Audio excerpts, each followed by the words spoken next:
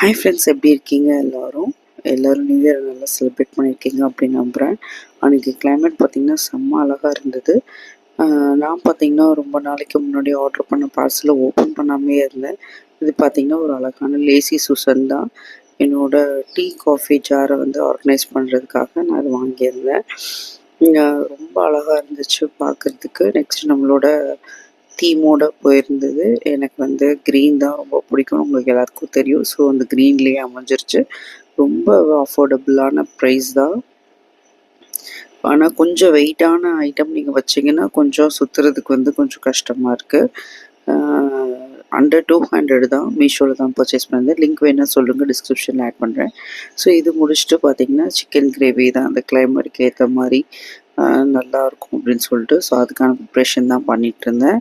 இதுக்கு பார்த்திங்கன்னா நான் பட்டை, கிராம்பு, ஏலக்காய் இதெல்லாம் போட்டு முதல்ல தாளிச்சிட்டு, பிரியாணி இலை இதெல்லாம் போட்டு தாளிச்சிட்டு, கொஞ்சம் மஞ்சள் பொடி, மிளகாய் பொடி, இஞ்சி பூண்டு பேஸ்ட்டு, சின்ன வெங்காயம் கொஞ்சம், பெரிய வெங்காயம் ஒரு 3 வெங்காயம் எடுத்திருக்கேன். ஸோ நல்லா வதக்கி விட்டுருங்க. வதக்கி விட்டு லைட்டாக கொஞ்சம் கொத்தமல்லி புதினா வந்து ஆட் பண்ணிட்டு, கொஞ்சம் கருவேப்பிலை ஆட் பண்ணிட்டு, அதுக்கப்புறம் சிக்கன் கிரேவி மசாலா இருக்கும் பார்த்திங்களா, ஸோ அதை ஆட் பண்ணிவிட்டு நல்லா வதக்கி அந்த பச்சை வாசனை போனதுக்கப்புறமா நான் கொஞ்சம் தக்காளி ஆட் பண்ணியிருக்கேன். நான் வந்து ஒரு 3 தக்காளி வந்து பேஸ்ட் மாதிரி அரைச்சி ஆட் பண்ணிட்டு, 3/4 கிலோ சிக்கனுக்கான ரேஷியோ தான் இது.